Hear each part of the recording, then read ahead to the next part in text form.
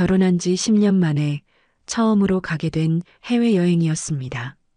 설마 당신도 따라오려고 했어? 당신은 집에서 초코밥이나 챙겨. 쉬는 김에 대청소나 한번 쫙 해놔. 남편이 강아지를 아내의 품에 던지듯 안기며 코웃음을 쳤습니다. 눈물을 닦고 일어선 아내는 어딘가로 전화를 걸었습니다.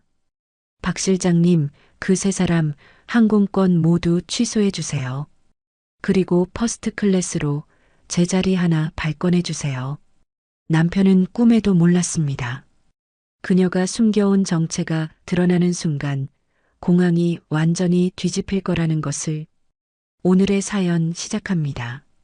새벽 5시 혜수는 부엌에 서서 분주하게 김밥 재료를 손질하고 있었습니다. 시댁 식구들과 함께하는 첫 해외여행이라는 생각에 혜수의 마음은 설렘으로 부풀어 올랐습니다. 단무지를 가지런히 썰고 계란 지단을 붙이며 자신도 모르게 콧노래까지 흥얼거렸습니다. 어머님은 단무지 넉넉하게 넣은 걸 좋아하시고 아가씨는 참치 김밥 좋아한다고 했지.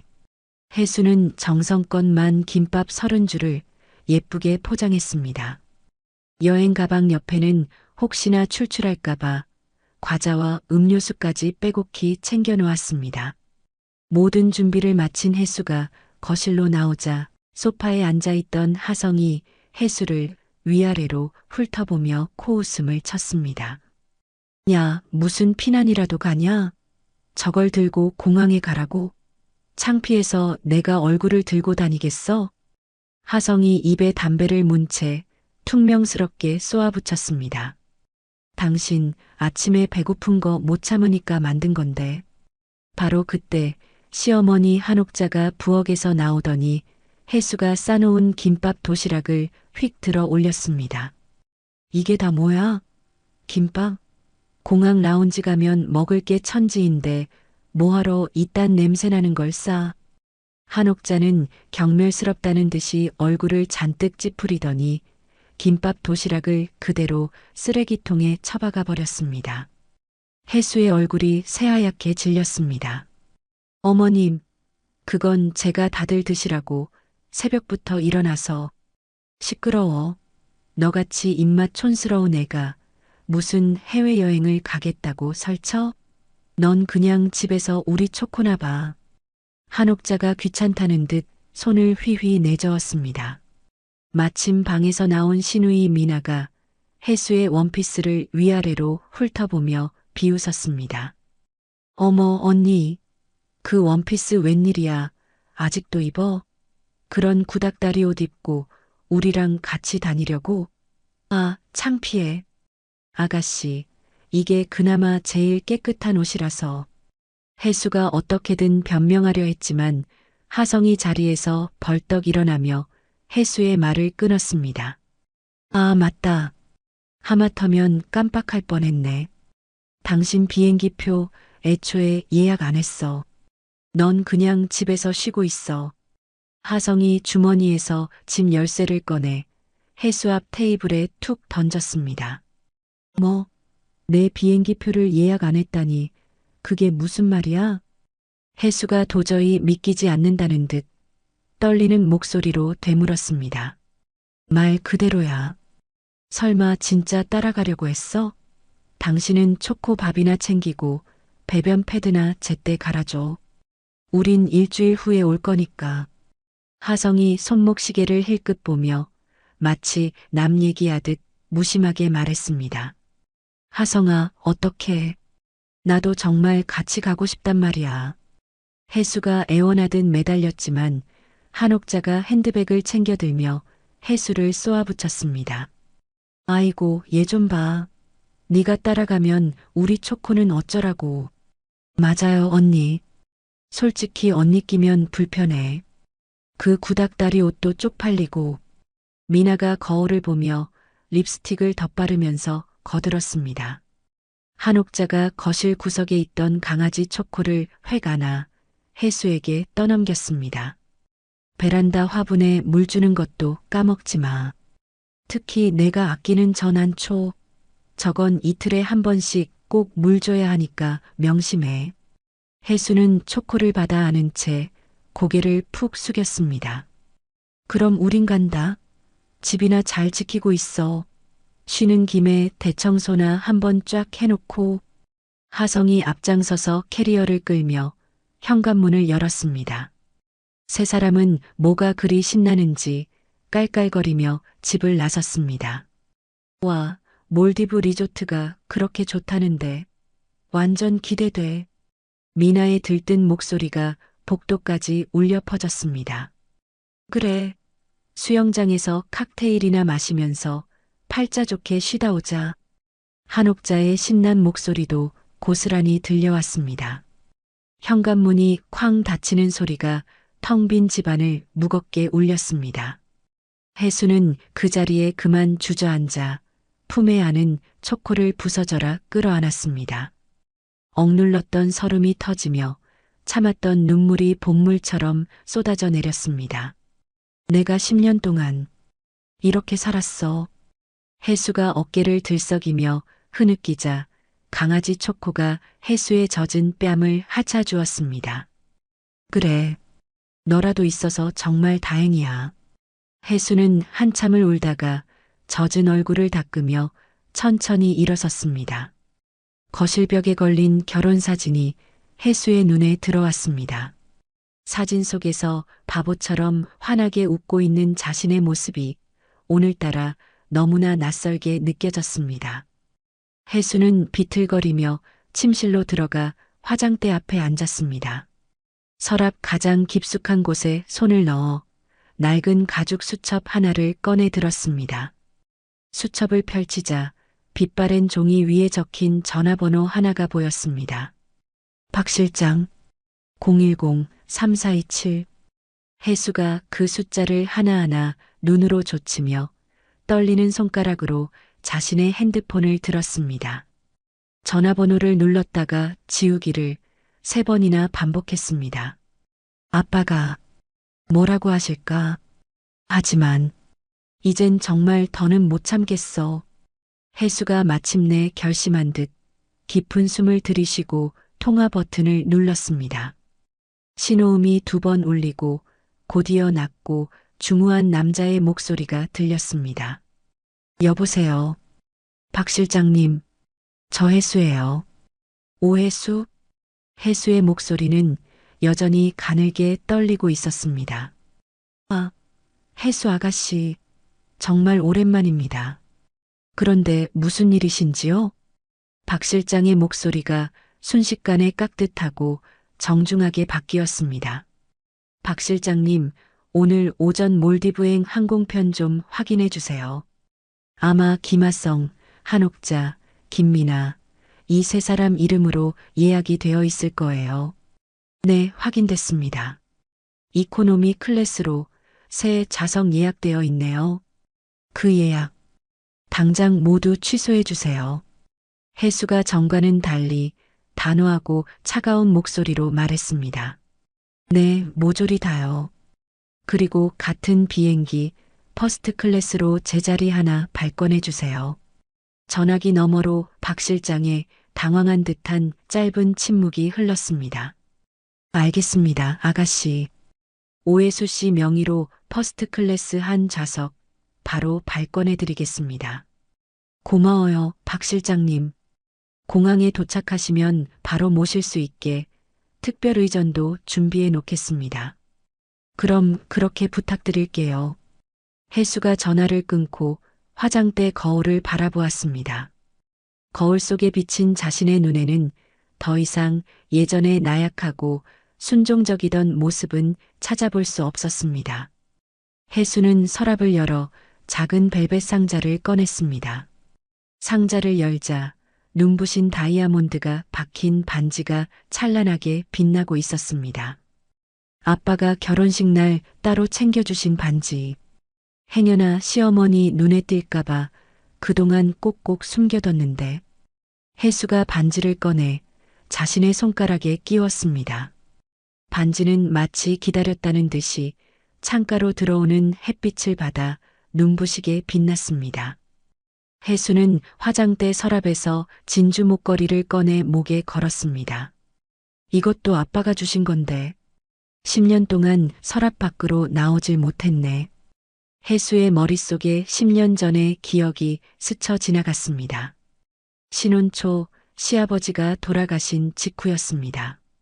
시어머니 한옥자가 거실에서 일부러 들으라는 듯 큰 소리로 떠들던 그날의 목소리가 생생했습니다. 해수 친정아버지는 듣자 하니 시골에서 꽃이나 가꾸고 산다며? 어휴, 그런 무능력한 사람 딸이니까 며느리도 저렇게 눈치가 없지. 그때 소파에 누워있던 하성도 거들었습니다. 그러게 말이야. 장인어른이 달랑 집 한 채 물려준 게 전부잖아. 아니, 항공사 회장까지 한 사람이 모아둔 돈도 없고 한심하다 한심해. 해수는 그 모진 말들을 들으면서도 그때마다 입을 꾹 다물어야 했습니다. 아버지가 늘 검소하게 살라는 가르침 때문이었습니다. 하지만 해수가 침묵할수록 시댁 식구들의 무시와 멸시는 날이 갈수록 심해졌습니다. 어디서 감히 겸상을 하려고 들어. 넌 그냥 우리 집 식모야. 주는 밥이나 먹고 시키는 대로 밥하고 청소하고 빨래나 하면 돼. 한옥자의 그악스러운 목소리가 해수의 귓가에 맴돌았습니다. 해수는 끔찍했던 기억을 떨쳐내려는 듯 세차게 고개를 저었습니다. 해수는 핸드백을 챙겨 들고 마지막으로 초코를 안아 올렸습니다. 초코야, 너는 잠깐 옆집 이모님 댁에 가 있자.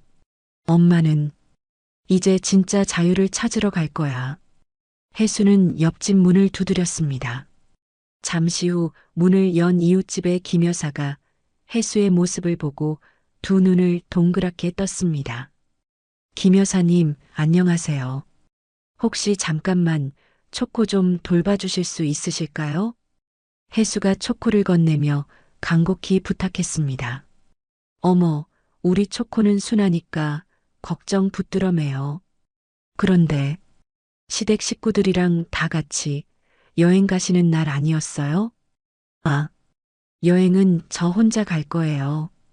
이따 어머님이 찾으러 오실 거예요. 그럼 오늘 하루만 초코 잘 부탁드릴게요. 해수는 아파트를 빠져나와 망설임 없이 명품 거리로 향했습니다. 휴양지 가서 입을 원피스 3벌만 추천 부탁드려요. 제일 화려한 걸로 여행용 캐리어도 하나 주시고요. 네, 손님. 이쪽으로 오세요. 해수는 직원이 추천해준 옷을 입었습니다. 그동안 검소하게 살면서 휴양지에서 입을 원피스 한 벌조차 없던 거울 속 자신을 바라봤습니다. 어머, 손님. 완벽하게 잘 어울리세요. 그런가요? 이걸로 할게요. 나머지도 포장해 주세요. 쇼핑백을 잔뜩 든 해수는 곧바로 택시를 잡았습니다. 기사님, 공항으로 가주세요. 네, 손님. 아이고, 옷차림을 보니 어디 좋은 곳으로 여행 가시나 봐요? 택시기사가 백미러로 해수의 화려한 모습을 훔쳐보며 물었습니다. 네, 아주 멀리 가요. 10년 만에요. 해수가 그동안의 굴레를 벗어던진 듯 창밖을 보며 나지막이 대답했습니다. 택시가 한강 다리 위를 시원하게 달리고 있었습니다. 창밖으로 보이는 한강물은 마치 해수의 새 출발을 축복하듯 햇빛에 눈부시게 반짝였습니다. 해수는 10년 만에 처음으로 가슴속이 뻥 뚫리는 듯한 해방감을 느꼈습니다. 더 이상 그들의 노예로 살지 않을 거야. 이제 나는 자유야. 해수가 굳은 다짐을 하며 작게 중얼거렸습니다. 해수의 손가락에 낀 다이아몬드 반지가 그 어느 때보다 찬란하게 빛나고 있었습니다. 인천공항 출국장 체크인 카운터 앞 하성과 시댁 식구들이 잔뜩 들뜬 표정으로 줄을 서 있었습니다. 드디어 몰디브다. 아, 진짜 신나. 미나가 연신 셀카를 찍으며 까르르 웃었습니다. 그러게 말이다. 그 짐짝 같은 며느리 없으니까 속이 다 시원하네. 한옥자가 새로 산 선글라스를 고쳤으며 만족스러운 미소를 지었습니다. 드디어 차례가 되자 하성이 거들먹거리며 여권과 예약 확인서를 직원에게 건넸습니다. 여기 3명입니다. 빨리 처리해줘요. 직원이 컴퓨터 모니터를 한참 들여다보더니 난처한 표정으로 고개를 갸웃거렸습니다. 저기, 죄송합니다만 고객님, 3분 예약이 모두 취소된 걸로 나오네요. 취소라니, 그게 지금 무슨 소리예요? 하성이 믿을 수 없다는 듯 눈을 크게 뜨며 되물었습니다. 네. 오늘 오전 7시 30분에 정상 취소 처리되었습니다. 이게 무슨 헛소리야? 내가 왜 취소를 했다는 거야? 하성이 언성을 높이며 카운터를 손바닥으로 세게 내리쳤습니다. 하성아, 무슨 일이야? 왜 이렇게 시끄러워? 뒤에 있던 한옥자가 불안한 표정으로 다가와 물었습니다. 엄마, 글쎄, 이 사람들이 예약이 취소됐다네. 말도 안 되는 소리를 하고 있잖아. 지금 장난쳐? 우리가 이 여행을 어떻게 준비했는데 감히 취소라고? 한옥자가 흥분해서 직원의 옷깃이라도 잡을 듯이 달려들며 소리쳤습니다. 고객님, 진정하세요. 저희도 여기 시스템에 나온 대로 말씀드리는 것뿐이에요. 직원이 당황하며 한옥자의 손을 피하려 했습니다. 지금 우리 비행기 표가 날아갔는데 진정이 되게 생겼어?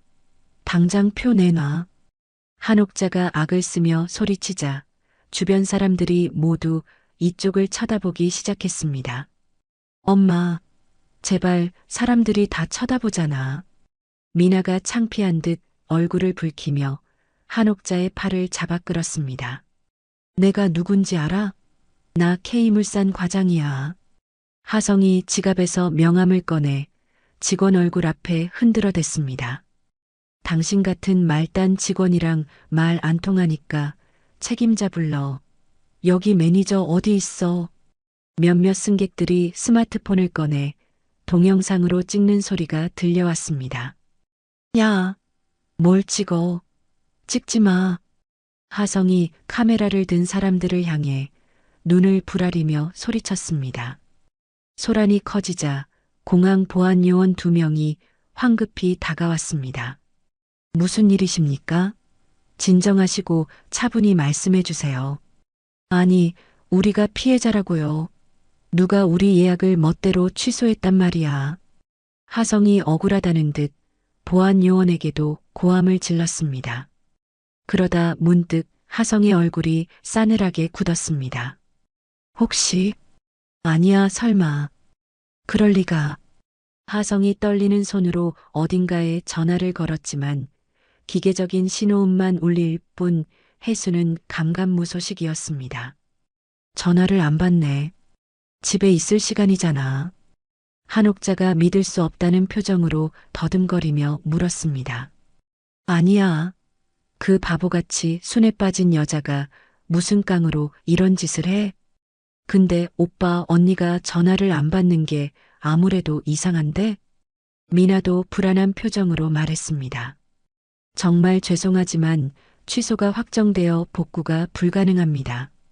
게다가 오늘 항공편은 퍼스트 클래스만 남아있고 나머지는 이미 만석입니다.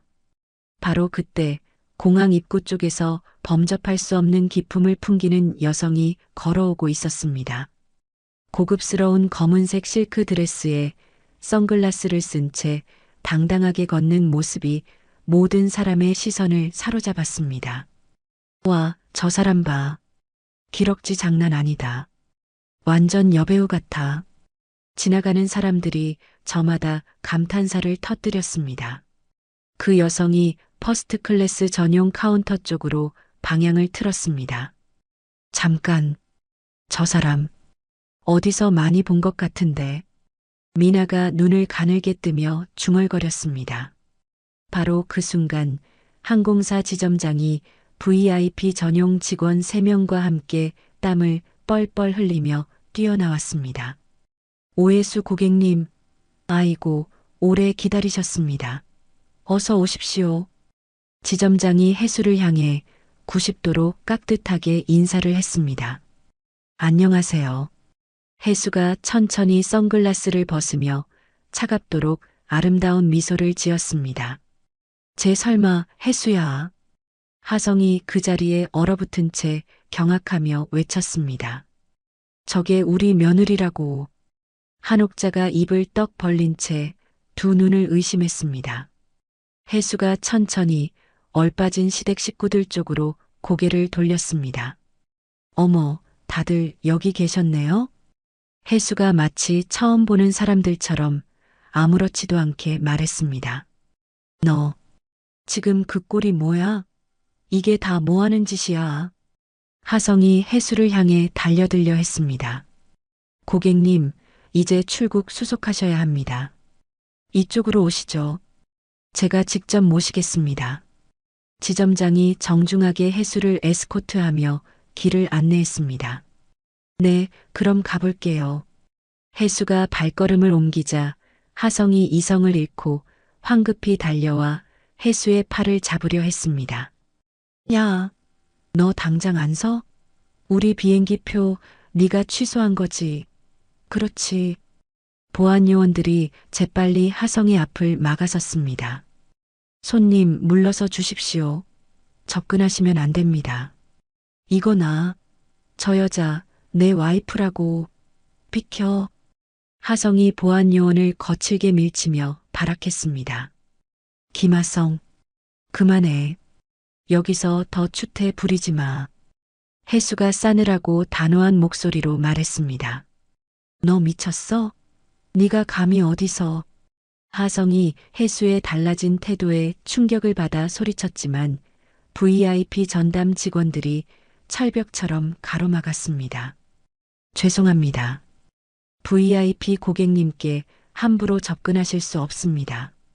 지랄마, 저 거지 같은 년이 무슨 놈의 VIP야. 한옥자가 분을 못 이겨 악을 썼습니다. 하긴, 10년 동안 어머님 댁에서 제가 거지처럼 살긴 했네요. 해수가 씁쓸한 미소를 지으며 대꾸했습니다. 언니, 이게 다 무슨 일이야? 설명 좀 해봐, 제발. 미나가 상황 파악이 안 되는지 울먹이며 말했습니다. 미나야, 설명할 게 뭐가 있겠어? 너희들 나 없이 여행 가고 싶어 했잖아. 그래서 나 혼자 가려는데 뭐가 잘못됐어? 그럼 언니 혼자 따로 갈 것이지.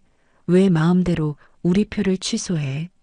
그럼 나는 너희 마음대로 버리고 가면서 집에서 강아지나 돌보라고. 해수가 그동안 참아왔던 분노를 담아 목소리를 높였습니다. 그건 원래 네가 할 일이잖아. 하성이 적반하장으로 소리쳤습니다.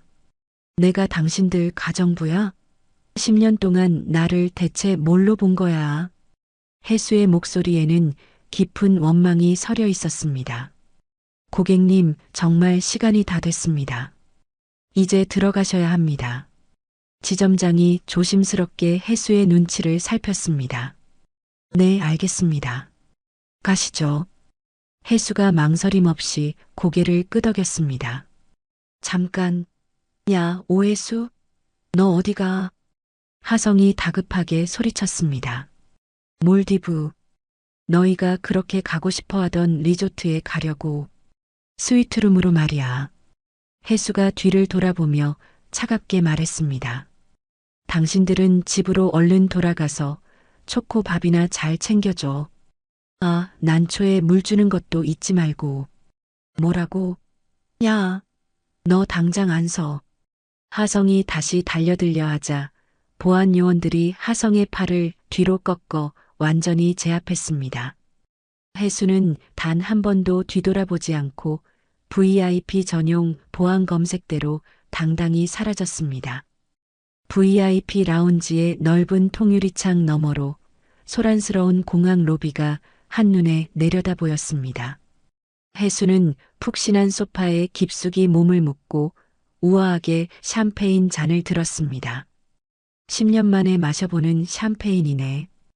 해수가 혼잣말을 하며 황금빛 샴페인을 한 모금 머금었습니다. 유리창 너머로 시댁 식구들이 보안 요원들에게 질질 끌려나가는 비참한 모습이 보였습니다. 미나는 공항 직원에게 매달려 울부짖고 있었고 한옥자는 아예 바닥에 주저앉아 머리를 감싸쥐고 있었습니다. 평소 그렇게 기세등등하던 시어머니의 초라한 모습이었습니다. 하성은 분을 이기지 못해 허공에 주먹질을 하며 이따금 해수가 있는 라운지 쪽을 향해 증오 서린 눈빛을 보냈습니다. 그때 해수의 핸드폰이 쉴 새 없이 울리기 시작했습니다. 당장 기어 나와서 사과해. 안 그러면 내년 머리털을 다 뽑아버릴 줄 알아. 너 이따위로 나오면 이혼이야. 당장 안 튀어나와. 쉴 새 없이 쏟아지는 저주와 애원의 메시지들을 하나씩 확인하던 해수가 핸드폰을 조용히 테이블에 뒤집어 놓았습니다. 이제 아무 상관없어. 이혼해주면 더 좋고. 해수가 창밖의 푸른 하늘을 바라보며 나지막이 말했습니다. 고객님, 곧 탑승 시작입니다. 이쪽으로 안내해 드리겠습니다. VIP 담당 직원이 다가와 정중하게 안내했습니다. 네, 감사합니다. 해수가 여유롭게 자리에서 일어섰습니다. 퍼스트 클래스 전용 탑승교로 걸어가는 해수의 발걸음은 10년 만에 처음으로 깃털처럼 가벼웠습니다. 비행기 입구에서 승무원들이 밝은 미소로 해수를 맞이했습니다. 오해수 고객님 환영합니다. 편안한 여행이 되시도록 제가 좌석까지 안내해 드리겠습니다. 넓고 안락한 퍼스트 클래스 좌석에 앉자 또 다른 승무원이 다가와 웰컴 드링크를 건넸습니다. 편안한 여행 되시길 바랍니다. 네, 감사합니다. 해수가 그제야 진심이 담긴 미소를 지으며 대답했습니다. 곧 이륙한다는 기장의 안내 방송이 흘러나왔습니다. 해수는 눈을 감고 10년 묵은 체증이 내려가는 듯 깊은 숨을 들이쉬었습니다.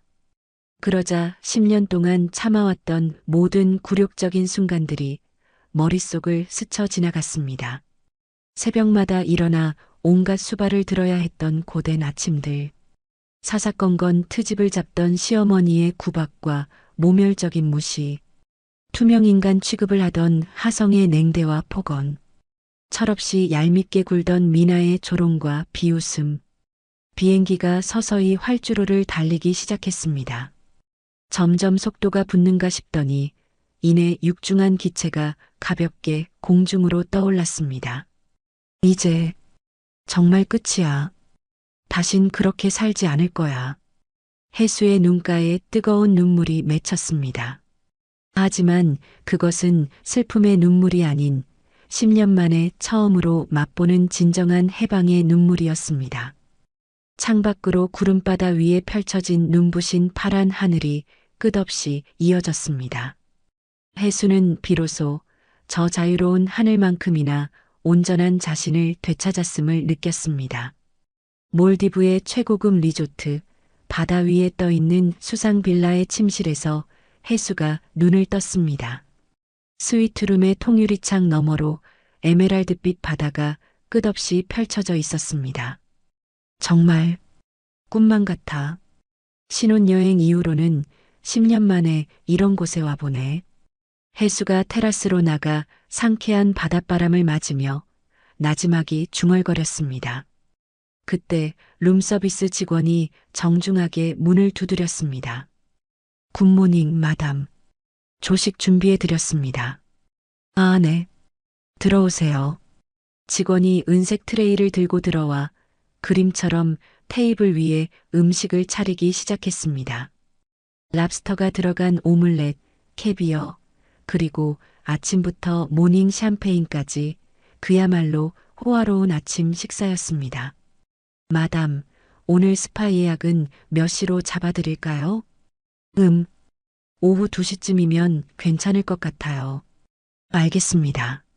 리조트 최고의 테라피스트로 배정해드리겠습니다. 직원이 조용히 나간 후 해수는 천천히, 아주 천천히 식사를 즐겼습니다. 지난 10년간 단 한 번도 없었던 누군가를 위해서가 아닌 오직 자신만을 위한 시간이었습니다. 오후에는 스파에서 부드러운 전신 마사지를 받았습니다.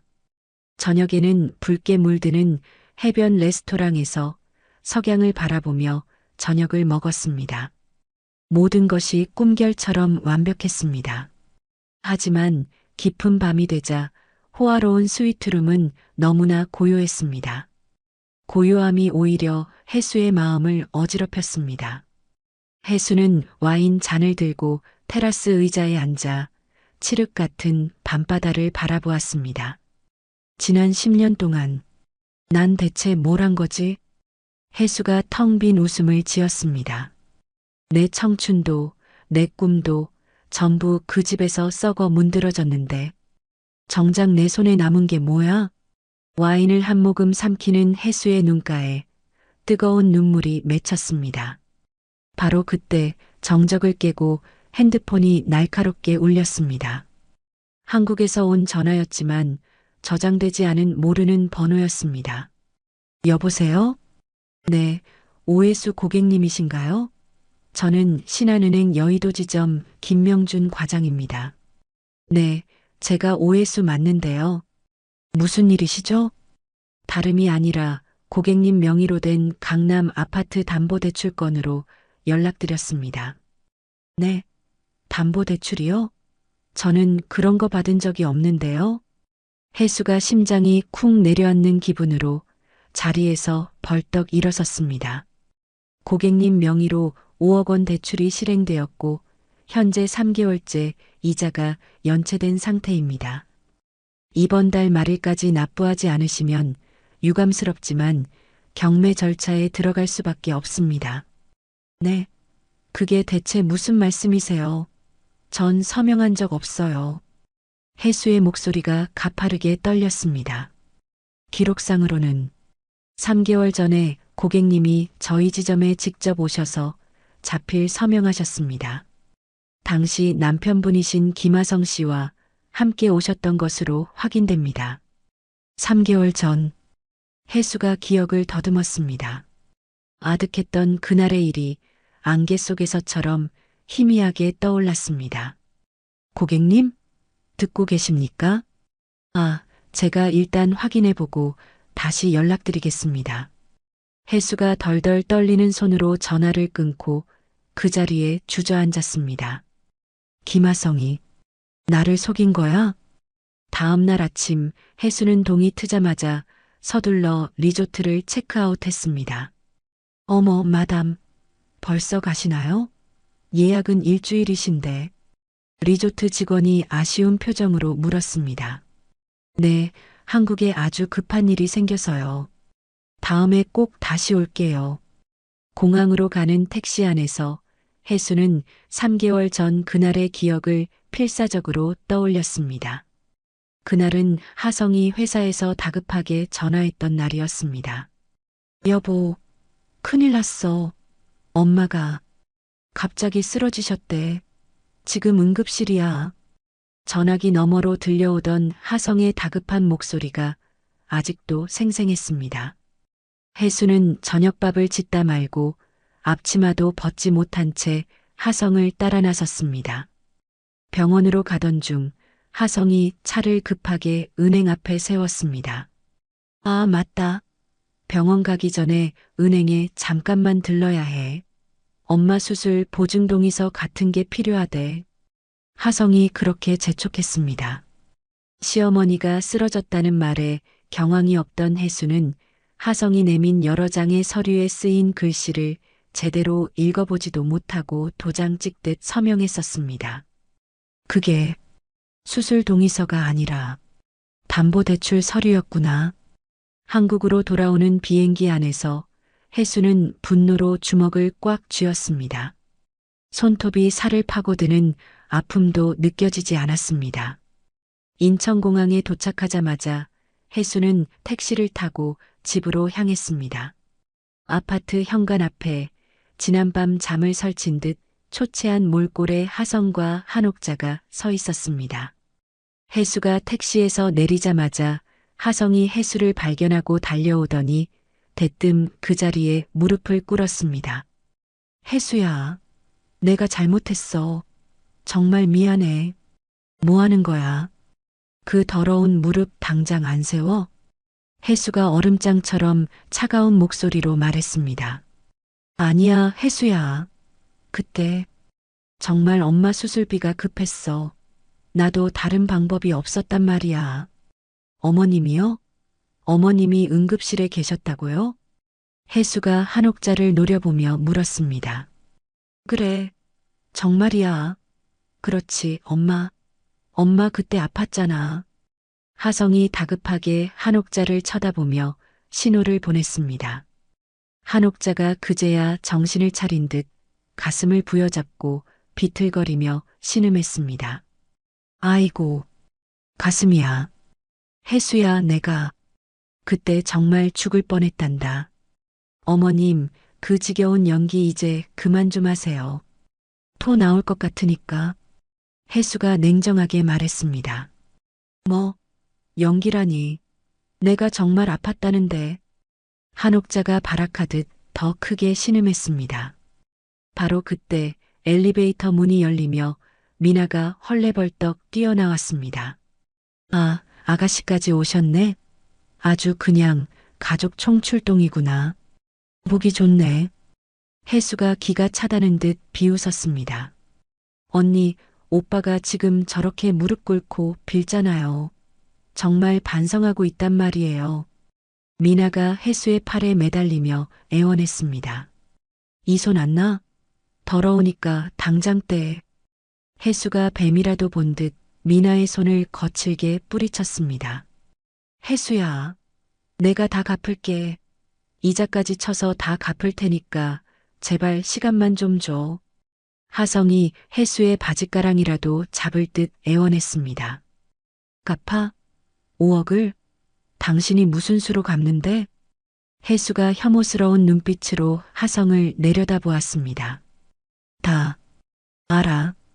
너희 셋이 짜고 나 속인 거. 혜수가 하성을 밀치고 현관 비밀번호를 눌렀습니다. 혜수야, 제발 내 얘기 좀 들어봐. 오해야. 하성이 혜수를 따라 현관으로 들어가려 했지만 혜수는 하성의 얼굴 앞에서 문을 쾅 닫아버렸습니다. 집에 들어온 혜수는 숨 돌릴 틈도 없이 곧바로 박 실장에게 전화를 걸었습니다. 박 실장님, 저예요. 급하게 알아봐 주실 게 있어요. 네, 아가씨. 말씀하십시오. 그리고 남편 김하성이 내 명의로 대출받은 5억 원을 어디에 썼는지 계좌 추적 전부 다요.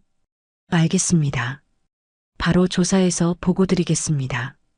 다음 날 오전 박 실장에게서 이메일 한 통이 도착했습니다. 혜수는 떨리는 손으로 노트북을 열고 자료를 확인했습니다. 뭐야?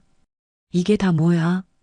첫 번째 자료는 병원 진료 기록이었습니다. 예상대로 한옥자는 3개월 전 감기 한 번 걸린 적 없이 병원에 간 기록이 전무했습니다. 역시 다 거짓말이었어.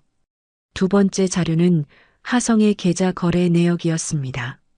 대출금 5억 원 중 3억 원이 곧바로 주식 계좌로 이체되었고 불과 한 달 만에 모두 손실 처리되어 있었습니다. 3억 원을 한 달 만에 다 날렸다고? 세 번째 자료는 혜수의 분노에 불을 질렀습니다. 하성이 시어머니 한옥자 계좌로 5천만 원, 시누이 김미나 계좌로 5천만 원을 송금한 내역이 고스란히 찍혀 있었습니다. 미쳤구나. 온 가족이 아주 내 돈으로 잔치를 벌였구나. 네 번째 자료는 강남의 한 오피스텔 계약서였습니다. 시어머니 한옥자 명의로 9천만 원짜리 오피스텔을 계약한 것이었습니다. 세상에, 내 돈으로 시어머니 집까지 사줬어? 마지막 자료는 통화 녹취록이었습니다.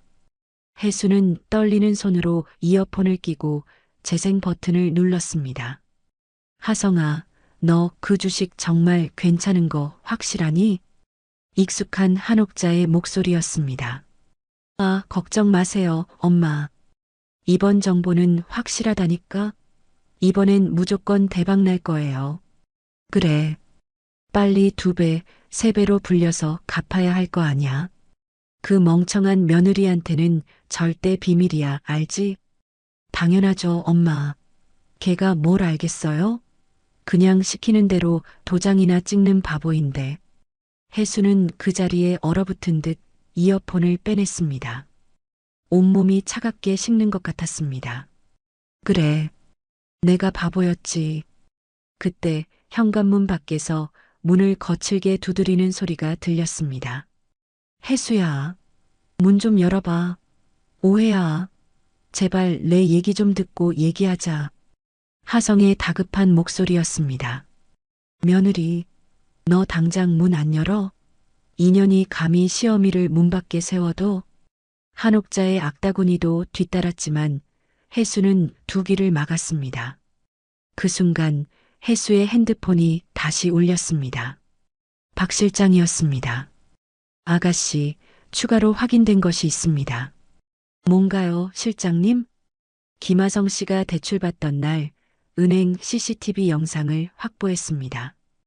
김하성 씨가 아가씨를 속이고 서류에 서명하게 하는 장면이 선명하게 찍혀 있습니다. 그 영상, 그것도 저한테 보내주세요. 네, 그리고 김민아 씨가 최근 3천만 원어치의 명품을 구매한 내역도 확인했습니다. 감사합니다, 박 실장님. 전화를 끊은 혜수는 창밖을 내다보았습니다. 아파트 입구에서 한옥자가 지나가는 이웃 주민들을 붙잡고 하소연을 하고 있었습니다. 아이고, 동네 사람들. 우리 며느리가 글쎄 시어미를 쫓아내고 집을 차지했어요. 불쌍한 내 아들도 못 들어오게 하고. 어머나 세상에. 그런 몹쓸 며느리가 다 있어요? 이웃 아주머니들이 수군거리며 혜수가 있는 창문 쪽을 힐끔거렸습니다. 소문이라. 그래, 어디 해볼 테면 해보시지. 현관문 두드리는 소리가 빗발치듯 거세졌습니다. 오혜수, 너 문 안 열어? 당장 안 열면 경찰 부를 거야. 주거 침입으로. 하성의 협박이 계속되었습니다. 혜수는 핸드폰을 들고 망설임 없이 녹음 버튼을 눌렀습니다. 경기도 양평의 시골길을 달리는 택시 안에서 혜수는 창밖을 멍하니 바라보고 있었습니다. 아버지의 집으로 가는 이 길이 오늘따라 이렇게 멀고 낯설게 느껴진 적은 처음이었습니다. 아빠한테 뭐라고 말씀드려야 하지. 10년 만에 완전히 실패한 딸이 돌아왔다고 말씀드려야 하나. 혜수가 마른 입술을 깨물며 한숨과 함께 중얼거렸습니다. 넓은 정원이 있는 고즈넉한 한옥 앞에 택시가 멈췄고 혜수는 천천히 대문을 열고 들어섰습니다. 정원 저편에서 꽃나무에 물을 주고 있는 아버지 오태진 회장의 익숙한 뒷모습이 보였습니다. 몰라보게 초췌해진 딸의 얼굴을 본 순간 오 회장의 표정이 굳어졌습니다. 아빠, 혜수가 차마 다음 말을 잇지 못하고 그 자리에 못 박힌 듯 서 있었습니다. 오 회장이 조용히 물뿌리개를 내려놓고 딸에게 다가와서는 아무 말 없이 혜수를 꽉 품에 안았습니다. 아버지의 따뜻한 품에 안기자 억지로 참아왔던 모든 것이 무너져 내렸습니다. 아빠, 미안해요. 정말 모든 게 엉망이 돼버렸어요. 혜수가 아버지의 옷자락을 붙잡고 참았던 눈물을 쏟아내며 아이처럼 흐느꼈습니다. 미안할 게 뭐가 있어. 늦었지만 우리 딸이 드디어 집에 왔는데. 오 회장이 묵묵히 딸의 등을 토닥이며 말했습니다. 제가 너무 바보 같았어요. 10년을 그렇게 살았어요. 알아. 다 알고 있었다. 그걸 다 알고 계셨다고요? 혜수가 눈물범벅이 된 얼굴로 놀라서 아버지를 올려다보았습니다. 김서방이 너한테 어떻게 하는지, 너희 시어머니가 너한테 어떻게 구는지 나는 다 알고 있었어. 오 회장이 거친 손으로 딸의 눈물을 닦아주며 말했습니다. 어떻게 알면서 가만히 계셨어요? 왜 모른 척 하셨어요? 혜수의 목소리에는 원망이 묻어났습니다. 네가 스스로 깨닫고 내 발로 일어서기를 기다렸다. 그때마다 아빠가 나서서 해결해주면 넌 평생 아빠 그늘에서만 살게 될 테니까. 아빠, 자그마치 10년을 그렇게 지옥같이 당하고 살았다고요. 그래, 10년이나 걸렸지. 그래서 더 기다렸어. 내 딸이 진짜로 강해지기를 바랐거든. 오 회장이 딸의 손을 잡고 툇마루로 이끌었습니다. 자, 우선 앉아라. 따뜻한 차 한잔하면서 천천히 이야기하자. 오 회장의 서재는 오래된 책과 빛바랜 사진들로 가득했습니다. 혜수가 따뜻한 차를 한 모금 마시며 겨우 마음을 가라앉히자 오 회장이 책장에서 낡은 앨범 하나를 꺼냈습니다. 이것 좀 봐라. 이게 아빠가 처음 사업 시작했을 때 사진이야. 사진 속에는 낡은 트럭 한 대 앞에 서 있는 젊은 시절의 오 회장이 서 있었습니다. 화물 운송업으로 시작했지. 가진 거라곤 이 트럭 한 대가 전부였어. 이게 아빠라고요? 완전 다른 사람 같아요. 혜수가 놀라며 사진을 자세히 들여다보았습니다. 매일 새벽 3시에 일어나서 밤 12시까지 짐을 날랐어. 젊은 놈이 무식하게 일만 한다고 손님들한테 무시도 참 많이 당했지. 오 회장이 다음 사진을 넘기며 말을 이었습니다. 그래도 단 하루도 포기하지 않았어. 왜 그랬을 것 같으냐? 왜요? 다른 누구도 아닌 내 힘으로 일어서고 싶었거든. 누구의 도움도 없이 오직 내 실력으로. 오 회장이 딸의 눈을 정면으로 바라보았습니다. 혜수야, 진짜 힘은 남이 주는 게 아니야. 스스로 일어서는 거지. 설령 100번 넘어지더라도 101번째 다시 일어나는 게 진짜 힘이다. 아빠, 너도 이제 그럴 때가 됐어. 더 이상 아빠 도움을 바라는 게 아니라 내 힘으로. 오 회장이 서재 서랍을 열어 아주 낡은 명함 한 장을 꺼냈습니다. 정우성, 신한은행 부행장이요? 혜수가 명함을 받아들고 읽었습니다. 그래, 내가 아주 젊었을 때 어렵던 시절에 도와줬던 후배야. 지금 네가 대출받은 그 은행에 있지? 네, 맞아요. 신한은행 여의도 지점이었어요. 당장 정우성이를 찾아가거라. 네가 법적으로 어떤 도움을 받을 수 있는지 그 친구가 길을 열어줄 게다. 아빠가 직접 나서주시면 안 돼요? 혜수가 조심스럽게 물었습니다. 안 된다. 네가 직접 부딪혀야 해. 내 인생이잖아. 내 인생은 네가 지켜야지. 오 회장이 자리에서 일어서며 서재 구석에 있는 낡은 금고를 가리켰습니다. 혜수야, 그리고 혹시라도 이 아빠한테 무슨 일이 생기거든 저 금고를 열어보거라. 아빠, 그게 무슨 소리예요? 무슨 일이 생기다니 갑자기. 허허, 그냥 하는 말이다. 너무 걱정 마. 비밀번호는 내 생일 내 자리야. 오 회장이 딸의 어깨를 굳게 잡았습니다. 이제 가서 싸워.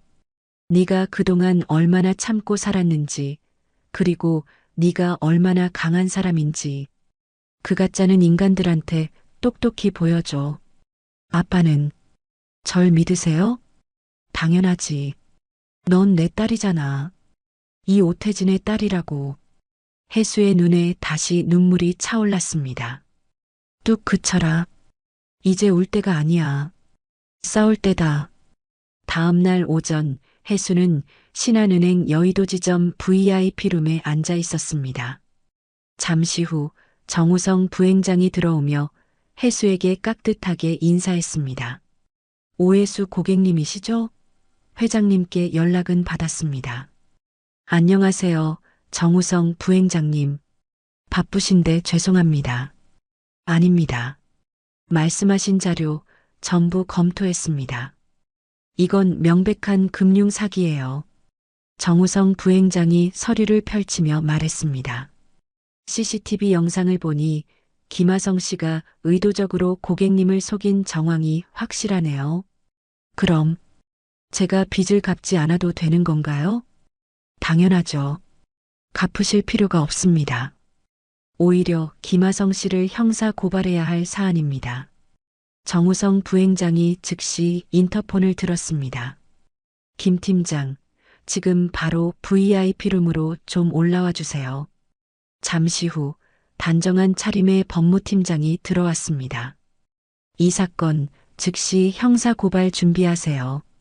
사기, 사문서 위조 전부 적용해서요.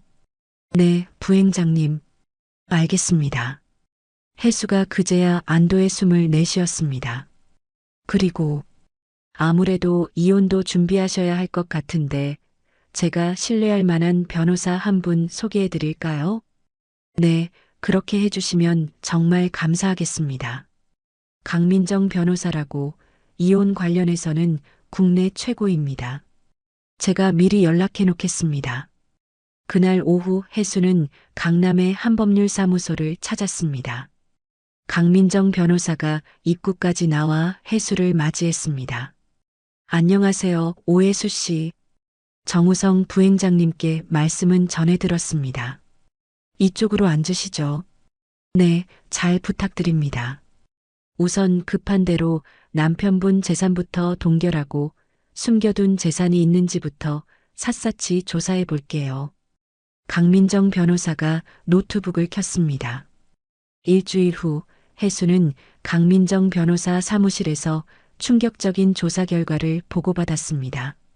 이게 지난 일주일간 조사한 결과예요. 한번 보시죠. 강민정 변호사가 두툼한 서류 뭉치를 건넸습니다. 법인카드로 개인 유흥비 8천만 원 결제요? 혜수가 믿기지 않는다는 듯 서류를 들여다보았습니다. 네, 지난 3년간 룸살롱, 골프 회원권, 개인 쇼핑에 전부 썼네요. 이건 명백한 업무상 횡령입니다. 또 뭐가 있나요? 거래처에서 약 1억 원의 리베이트를 받은 것도 확인했어요. 차명 계좌에 교묘하게 숨겨놨더라고요. 혜수의 손이 분노로 떨렸습니다. 그리고 이건 혜수 씨에게 좀 충격적일 수 있는 내용입니다. 강민정 변호사가 사진 몇 장을 꺼냈습니다. 같은 회사 여직원과 2년째 불륜 관계를 유지하고 있었습니다. 일본, 태국, 발리. 전부 출장 간다고 속이고 같이 갔네요. 불륜. 이라고요? 네. 심지어 모든 여행 경비를 법인카드로 결제했습니다. 강민정 변호사가 또 다른 서류를 꺼냈습니다. 이건 김하성 씨가 그 불륜녀에게 보낸 메신저 대화 내용입니다. 혜수가 떨리는 눈으로 메시지를 읽기 시작했습니다. 우리 집사람은 진짜 바보 같아. 내가 하는 말은 뭐든지 다 믿거든. 조금만 참아. 이혼하고 너랑 바로 결혼할게. 혜수의 얼굴이 종이장처럼 창백해졌습니다. 바보. 끝까지 나를 바보 취급했구나. 혜수 씨, 괜찮으세요? 물이라도 한 잔. 아니요. 괜찮아요. 다 예상했던 일이니까요. 혜수가 마른 입술을 깨물며 깊은 숨을 내쉬었습니다. 이 자료들 전부 김하성 씨 회사 감사팀과 인사위원회에 보낼 겁니다. 이 정도 증거면 당장 해고될 겁니다. 이제 시작이에요. 그 인간들 아주 뿌리까지 뽑아서 완전히 끝장낼 거예요. 혜수가 사무실을 나서며 핸드폰을 들었습니다. 이제 이 지옥 같은 복수의 마지막 퍼즐을 맞출 시간이었습니다. 신한은행 여의도지점 VIP실 긴 테이블을 사이에 두고 혜수와 하성 부부가 마주 앉아 있었습니다.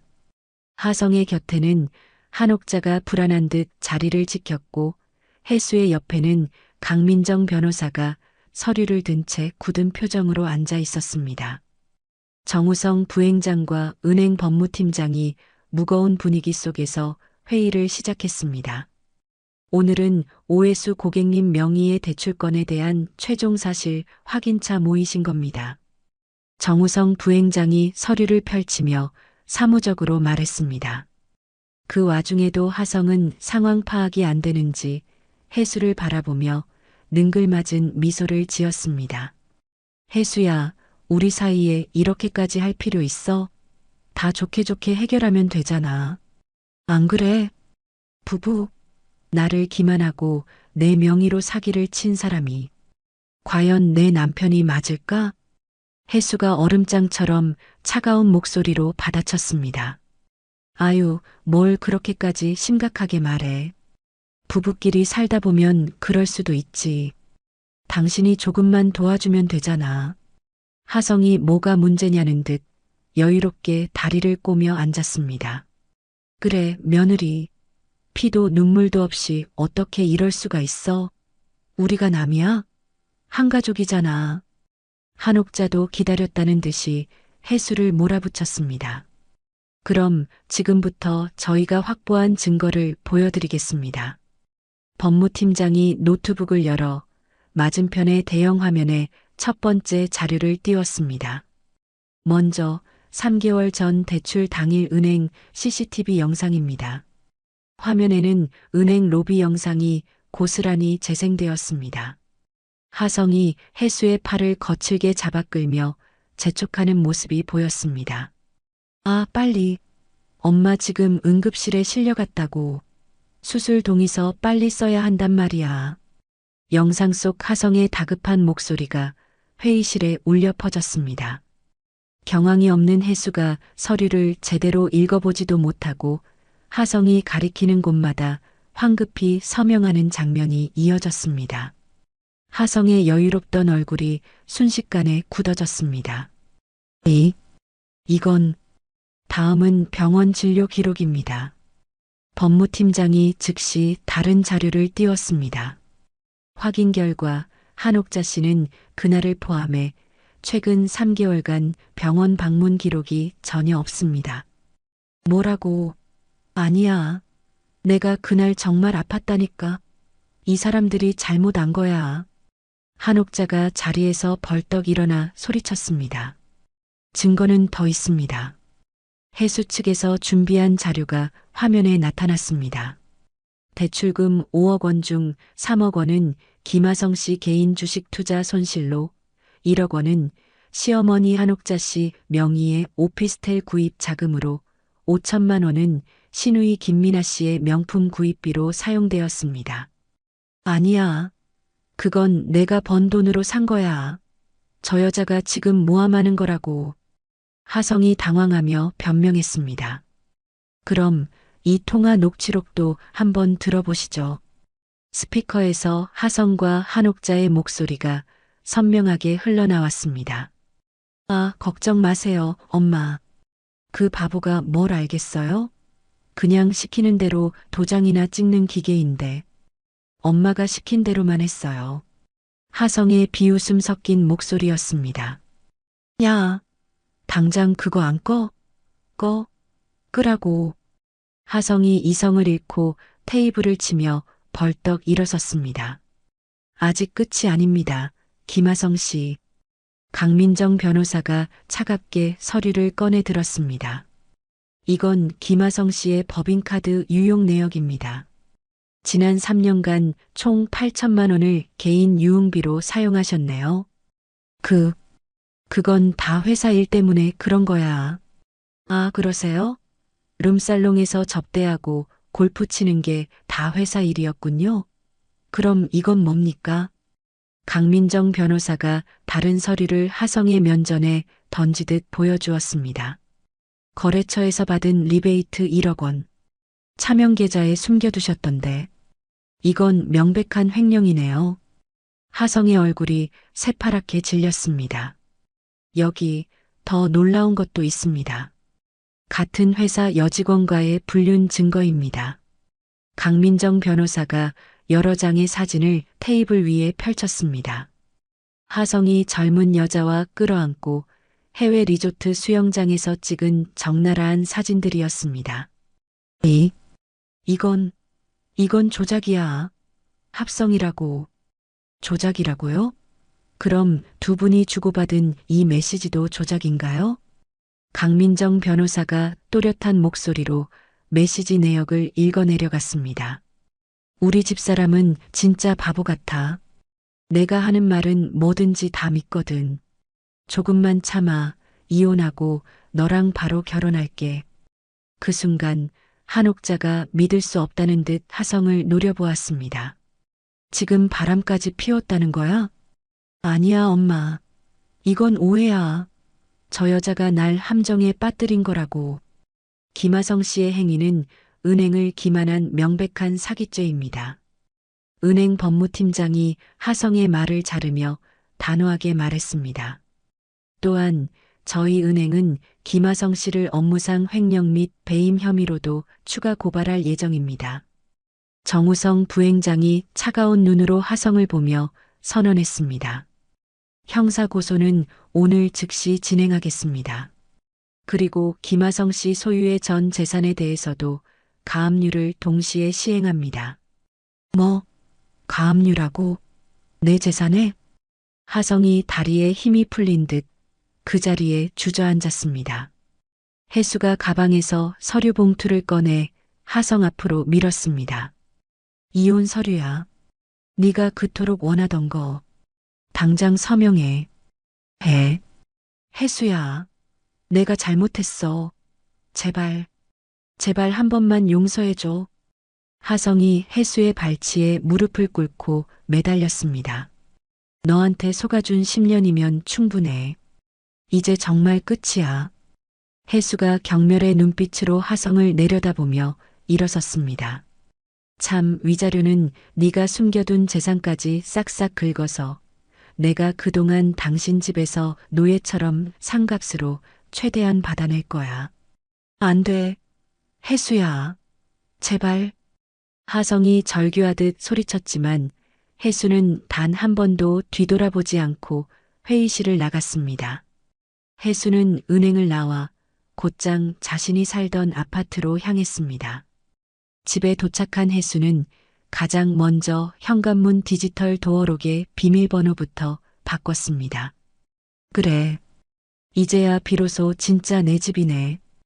혜수가 나지막이 중얼거리며 집 안으로 들어갔습니다. 혜수는 지체하지 않고 하성과 한옥자의 물건들을 닥치는 대로 상자에 담기 시작했습니다. 고급 옷까지, 신발, 명품 시계, 골프채까지 하나도 빠짐없이 모조리 현관 밖 복도에 내놓았습니다. 2시간쯤 지났을까 엘리베이터 문이 열리며 잔뜩 지친 표정의 하성과 한옥자가 내렸습니다.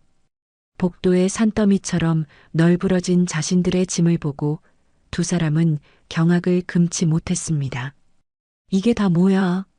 하성이 황급히 현관문 비밀번호를 눌렀지만 삐 소리와 함께 비밀번호가 틀렸습니다라는 기계음만 흘러나왔습니다.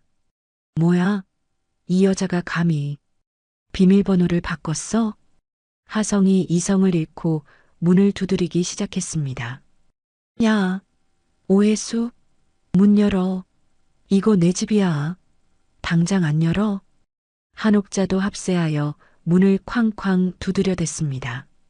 하지만 혜수는 거실 소파에 우아하게 앉아 조용히 차를 마시고 있었습니다. 정말 지긋지긋하게 시끄럽네. 혜수가 핸드폰을 들어 망설임 없이 경찰에 전화를 걸었습니다. 네, 여보세요. 이전에 접근금지 가처분 신청했던 사람들인데요. 지금 저희 집 현관문 앞에 와서 문을 부술 듯이 난동을 부리고 있어요. 정확히 10분 후 신고를 받은 경찰 2명이 도착했습니다.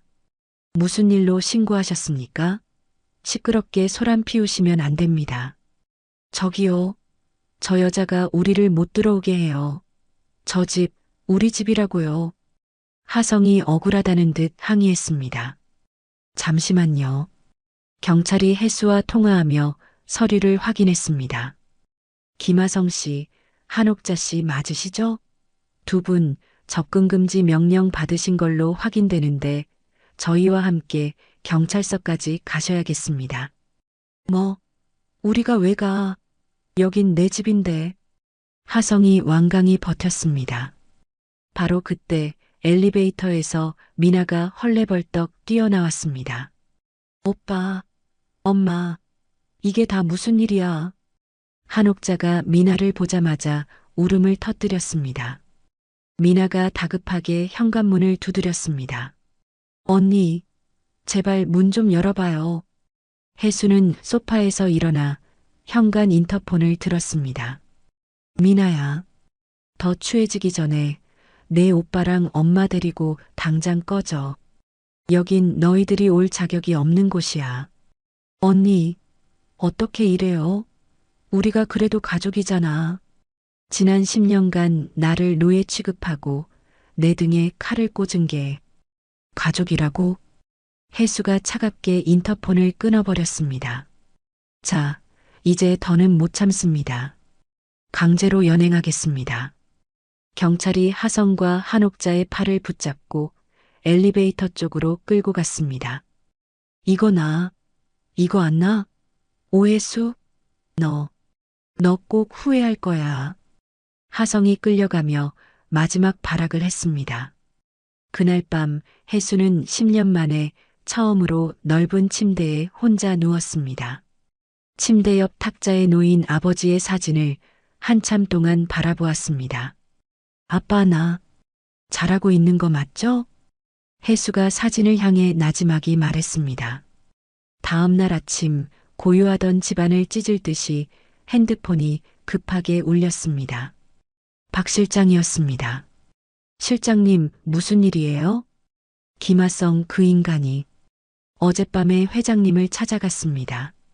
혜수가 심장이 멎는 듯한 충격으로 벌떡 일어났습니다. 회장님께 온갖 욕설을 퍼붓고 소리를 지르다가 회장님께서 그만 쓰러지셨습니다. 아빠가요? 혜수의 손에서 핸드폰이 바닥으로 떨어졌습니다. 지금 급히 응급실로 모시고 가는 중입니다. 아가씨, 빨리 병원으로 오셔야 합니다. 혜수는 잠옷바람 그대로 옷을 대충 걸쳐 입고 집을 뛰쳐나갔습니다. 택시를 잡아 타는 혜수의 눈에서 걷잡을 수 없는 눈물이 쏟아졌습니다. 아빠, 안 돼요. 제발 무사해야 해요. 서울대 병원 응급실 혜수가 헐떡이며 뛰어들어왔습니다. 아가씨, 이쪽입니다. 아빠는? 아빠 어디 있어요? 응급실 침대에 누워있는 오 회장의 모습이 보였습니다. 산소 마스크를 쓴 채 의식을 잃은 아버지의 얼굴이 창백했습니다. 아빠, 혜수가 침대 옆으로 달려가 아버지의 손을 잡았습니다. 보호자분이세요? 네, 딸입니다. 아버지가 왜 이렇게 된 거죠? 원래 심장이 안 좋으셨는데 급격한 스트레스로 심근경색이 왔습니다. 심근경색이요? 혜수의 얼굴이 하얗게 질렸습니다. 당장 수술해야 합니다. 하지만 연세가 많으시고 상태가 위중해서 솔직히 말씀드리면 수술 중에 무슨 일이 생길지 모릅니다. 의사의 말에 혜수의 다리에 힘이 풀리자 박 실장이 재빨리 혜수를 부축했습니다. 박 실장님, 하성이가 왜 아빠를 찾아간 거예요? 박 실장이 태블릿을 꺼내 영상을 보여주었습니다. 화면 속에서 하성이 오 회장 앞에서 소리를 지르고 있었습니다. 혜수가 처음부터 10년 동안 아버님을 속였어요. 뭐라고? 내 딸이 뭘 속였다는 거야? 오 회장이 지팡이를 짚고 일어서려 했습니다. 이제 아버님 재산을 다 뺏어갈 거예요. 그년이 다 차지할 거라고. 닥쳐. 내 딸을 욕하지 마. 오 회장이 분노하며 가슴을 붙잡았습니다. 어차피 아버님도 얼마 못 사실 거잖아요. 그럼 재산이나 제대로 정리하시라고요. 하성의 독설에 오 회장이 비틀거리더니 그대로 쓰러지는 모습으로 영상이 끝났습니다. 이 나쁜 놈. 혜수가 주먹을 꽉 쥐며 몸을 떨었습니다. 제가 하성이랑 결혼한 것 때문에 아빠가. 아가씨, 자책하지 마세요.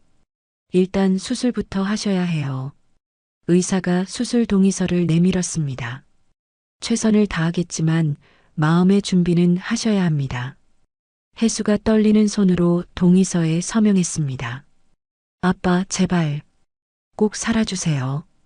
의료진이 오 회장을 수술실로 옮기기 시작했습니다. 혜수가 이동 침대를 따라가며 아버지의 손을 꼭 잡았습니다. 수술실 문이 닫히고 빨간 불이 켜지자 혜수는 그 자리에 무릎을 꿇고 주저앉았습니다. 하느님, 부처님, 누구든 좋으니 우리 아빠 좀 살려주세요. 제발. 혜수가 두 손을 모으고 간절히 기도했습니다. 박 실장이 혜수를 일으켜 대기실로 데려갔습니다. 아가씨, 회장님은 강하신 분이에요. 분명 이겨내실 겁니다. 박 실장님, 제가 아빠를 죽이는 거나 마찬가지예요. 하성이를 만나지만 않았어도. 그런 말씀 마세요. 회장님이 가장 아끼시는 게 아가씨잖아요. 수술 시작 2시간 후 병원 로비가 갑자기 소란스러워졌습니다. 중년 남자와 여자 그리고 젊은 남자가 급하게 들어왔습니다. 형님이 어디 계시오? 박준호가 간호사에게 물었습니다. 오태진 회장님 말씀이신가요? 지금 수술 중이십니다. 뭐? 수술? 누가 허락했어? 박준호의 아내가 목소리를 높이자 혜수가 소리를 듣고 대기실에서 나왔습니다. 삼촌? 삼촌이 왜 여기? 혜수야, 네가 여기 있구나. 박준호가 혜수에게 다가왔습니다. 형님이 위독하다는 소식 듣고 왔다. 어떻게 된 거냐? 심장이 안 좋으셔서 지금 수술 중이에요. 누가 수술 허락했어? 우리가 형님의 유일한 혈육인데. 박준호의 아들 진수가 비아냥거렸습니다. 남편이 바람 피웠다며? 남편도 제대로 못 다스린 년이 뭘 할 수 있겠어. 진수야, 어른한테 그게 무슨 말버릇이야? 혜수가 화를 냈습니다. 그래, 혜수야. 이제 우리가 왔으니까 형님 일은 우리가 처리할게. 박준호가 거만하게 말했습니다. 특히 재산 관리는 내가 맡아야지. 형님이 혹시 잘못되시면. 삼촌, 아빠가 아직 수술 중인데 무슨 소리예요? 혜수가 소리쳤습니다. 현실적으로 생각해야지. 너 같은 애가 뭘 알겠니? 박준호의 아내가 거들었습니다. 맞아요. 재산이 얼마나 되는지 알아요? 제대로 관리 안 하면 다 날려요. 당신들이 뭔데요? 아빠가 10년 전에 의절했잖아요. 전 아빠의 하나밖에 없는 딸이고요. 의절? 그건 형님 마음대로 한 거고 피는 못 속여. 그때 엘리베이터에서 하성과 한옥자가 내렸습니다. 두 사람은 박준호 일행을 발견하고 다가갔습니다. 박준호 사장님? 김하성 씨? 여기는 어떻게? 저도 장인어른 때문에. 아, 맞다. 혜수랑 이혼한다고 들었소. 박준호가 고개를 끄덕였습니다. 그런데 혜수가 재산 욕심 때문에 이혼을 미루고 있어요. 하성이 거짓말을 시작했습니다. 뭐? 재산 욕심? 네, 처음부터 제 재산 노리고 저랑 결혼한 거였어요. 그럼 혜수가 형님 재산도 노리고 있다는 거요? 박준호의 눈이 반짝였습니다. 확실해요. 제가 오 회장님께 그 사실을 알리러 갔다가 하성이 말을 흐렸습니다. 그래서 형님이 쓰러지신 거구만. 죄송합니다. 제가 너무 흥분해서. 아니요. 진실을 알려준 거잖소. 고맙소. 박준호가 하성의 어깨를 두드렸습니다. 김 변호사, 이분들 증언 받아두시오. 김하성 씨, 혜수 씨가 정신적으로 불안정하다는 걸 증언해 주시겠어요? 네, 혜수는 요즘 정신이 이상해요. 망상도 하고 히스테리도 부리고. 하성이 거짓 증언을 했습니다. 돈 때문에 일부러 쓰러뜨린 거나 다름없어요.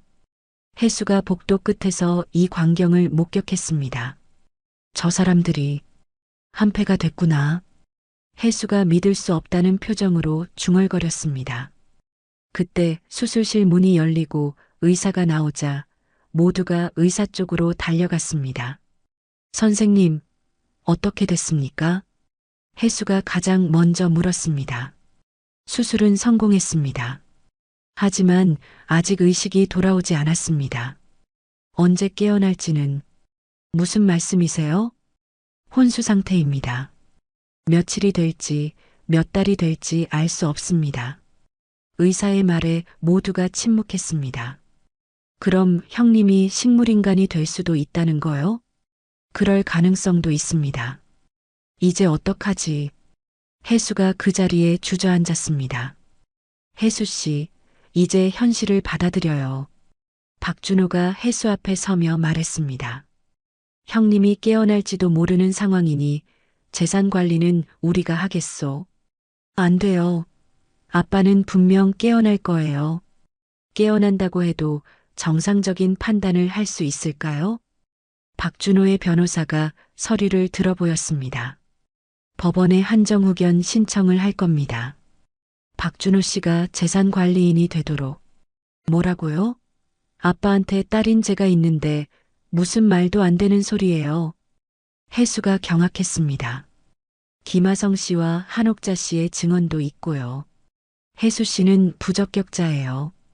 그날 밤 혜수는 중환자실에서 의식 없는 아버지 옆을 지켰습니다.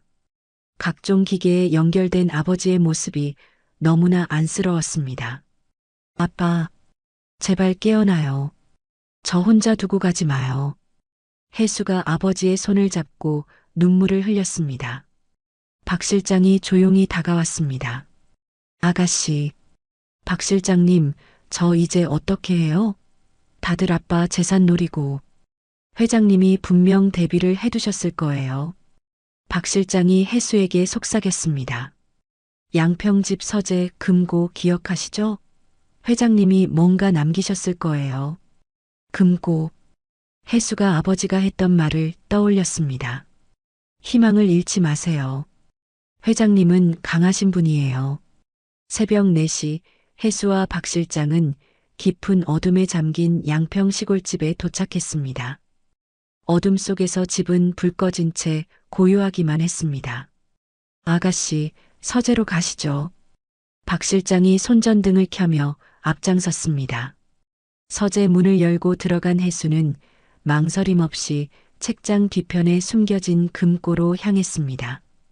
비밀번호가 제 생일이라고 하셨어요. 혜수가 떨리는 손으로 자신의 생일을 누르자 묵직한 금고 문이 열렸습니다. 아가씨, 뭐가 들어있나요? 박 실장이 손전등을 비추며 옆에서 지켜보았습니다. 혜수가 금고 안의 물건들을 하나씩 꺼냈습니다. 붉은색 봉투 하나와 USB, 그리고 공증 도장이 선명하게 찍힌 서류 한 뭉치가 있었습니다. 이건 아버지의 유언장이네요. 혜수가 떨리는 손으로 서류를 펼쳤습니다. 본인 오태진은 다음과 같이 유언합니다. 나의 모든 부동산과 개인 자산은 나의 유일한 딸 오혜수에게 상속한다. 혜수가 소리내어 또박또박 읽었습니다. 보유한 항공사 지분은 장학재단 설립에 사용하며 재단 이사장은 오혜수가 맡도록 한다. 아가씨께서 모든 걸 상속받으시는군요. 박 실장이 안도의 한숨을 내쉬었습니다. 공증 날짜가 작년이네요. 이걸 다 미리 준비해 두신 거예요. 혜수가 USB를 들어 올렸습니다. 이건 대체 뭘까요? 박 실장이 노트북을 꺼내 즉시 USB를 연결했습니다. 화면에 동영상 파일 하나가 나타났습니다. 재생 버튼을 누르자 병상에서의 모습이 아닌 건강했던 모습의 오 회장이 화면에 나타났습니다. 혜수야, 네가 이 영상을 보고 있다면 이 아빠한테 무슨 일이 생긴 거겠지. 너무나 그리운 아버지의 목소리에 혜수의 눈에서 참았던 눈물이 다시 흘렀습니다. 내 전 재산을 너에게 남기는 이유는 단순하다. 넌 내 딸이고 내가 이 세상에서 가장 사랑하는 사람이니까. 오 회장이 카메라를 똑바로 바라보며 말을 이었습니다. 혹시라도 내 동생 준호가 나타나서 내 재산을 위협하거든 저 빨간 봉투를 열어봐라. 혜수가 옆에 놓인 빨간 봉투를 집어들었습니다. 그 안에 준호가 과거에 저지른 온갖 나쁜 짓들의 증거를 모아뒀다. 필요하다면 망설이지 말고 사용해라. 혜수가 차가운 화면을 향해 손을 뻗었습니다. 혜수야, 이제 정말 강해져라. 이 세상 누구도 다시는 너를 무시하지 못하게 말이다.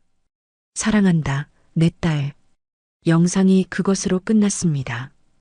혜수는 눈물을 닦고 곧바로 빨간 봉투를 열었습니다. 안에는 충격적인 서류들이 가득했습니다.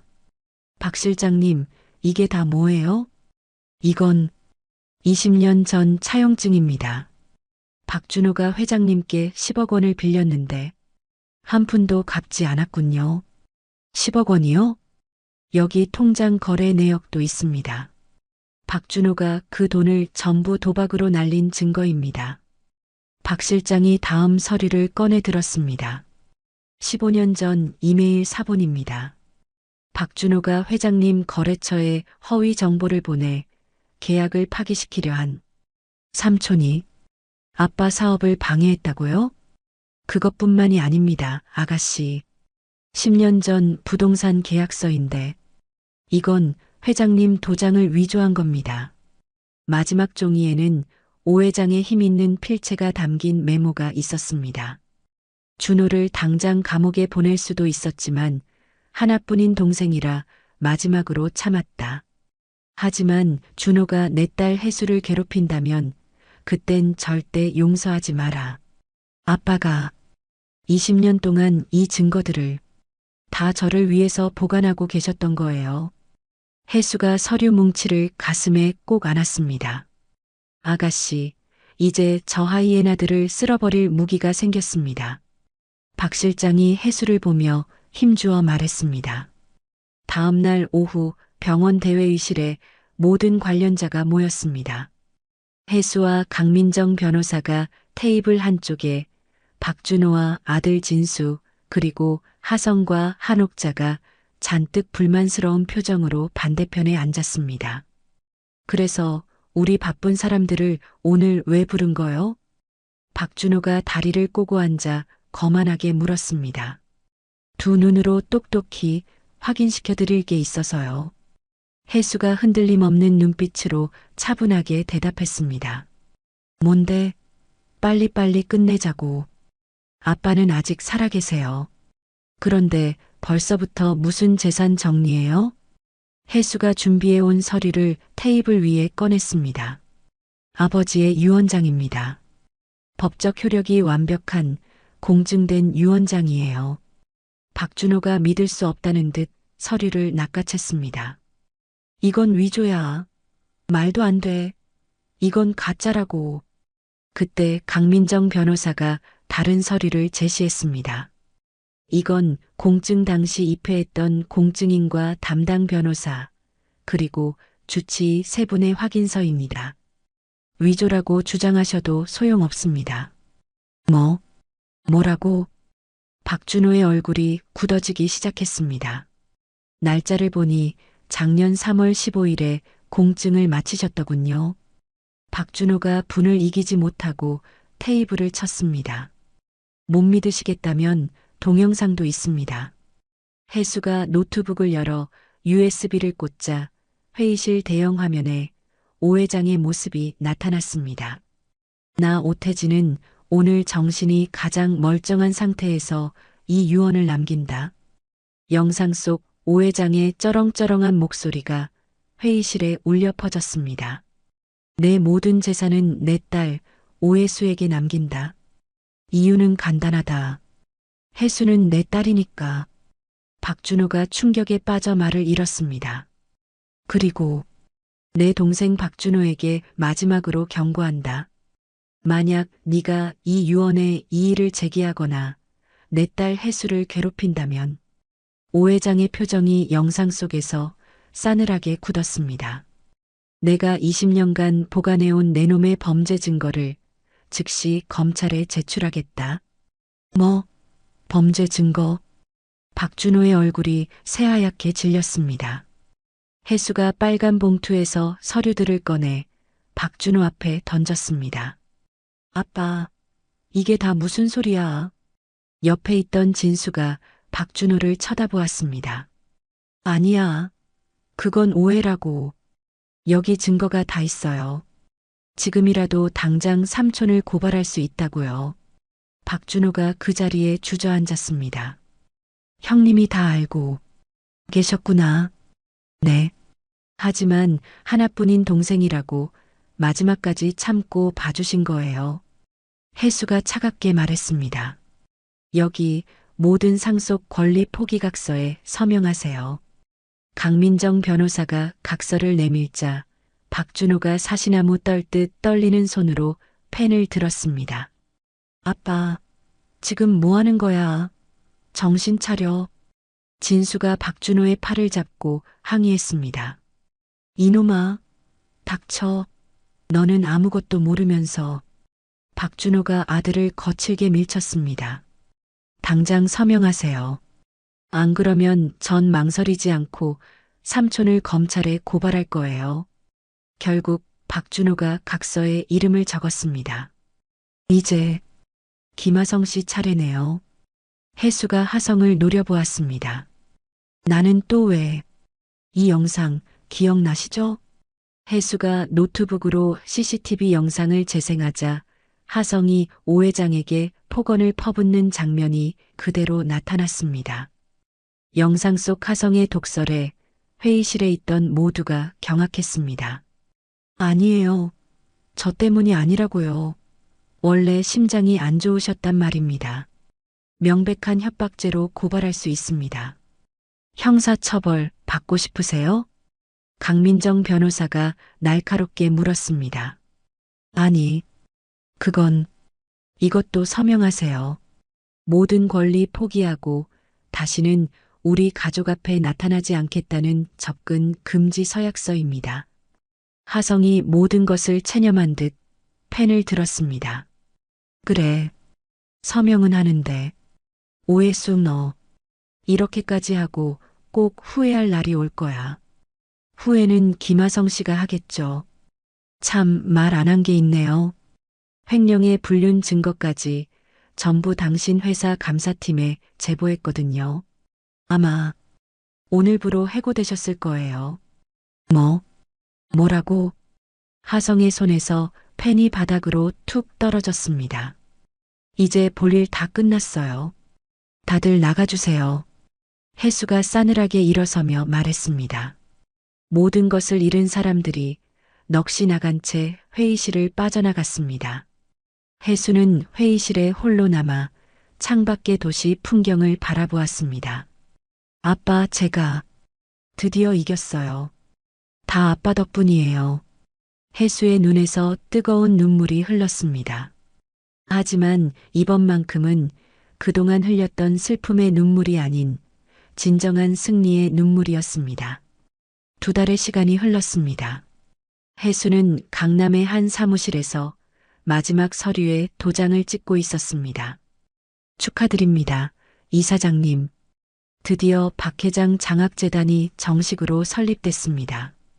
강민정 변호사가 환한 미소를 지으며 말했습니다. 드디어네요. 아빠가 그토록 원하시던 일을 이제야 해냈어요. 혜수가 만감이 교차하는 듯 안도의 한숨을 쉬었습니다. 김하성 씨 채무 관계도 모두 깨끗하게 정리됐고요. 혜수 씨는 이제 법적으로도 완전히 자유해요. 네.